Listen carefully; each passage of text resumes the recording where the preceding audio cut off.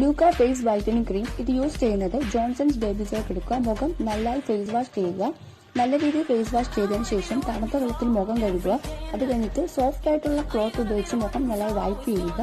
അതിനുശേഷം cream apply ചെയ്യുക. Use ചെയ്യേണ്ട എല്ലാ മെത്തേഡ്സും ഇതിന്റെ ബാക്കിൽ തന്നെ കൊടുത്തിട്ടുണ്ട്. ഇതുപോലെ നല്ല തിക്കായിട്ട് തന്നെ അപ്ലൈ ചെയ്യണം. തിക്കായിട്ട് അപ്ലൈ ചെയ്തതിനു ശേഷം ഉറങ്ങി എഴുന്നേറ്റ് പിറ്റേ ദിവസം രാവിലെ തണുത്ത വെള്ളത്തിൽ മുഖം വാഷ് ചെയ്യും.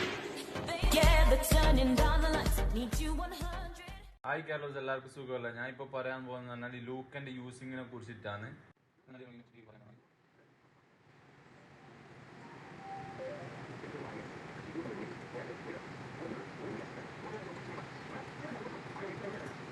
ഇപ്പൊ തേച്ചത് നിങ്ങൾ എല്ലാവരും കണ്ടല്ലോ.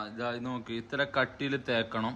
പിന്നെ ചങ്കിന് എന്ന് പറഞ്ഞു കഴിഞ്ഞാൽ ചങ്കില് അത്ര കൂടുതൽ കട്ടിയിൽ തേക്കണം എന്നില്ല. ഓക്കെ, ഒന്നാമത് എക്സ്പെൻസ് ക്രീമാണ്. എല്ലാവരും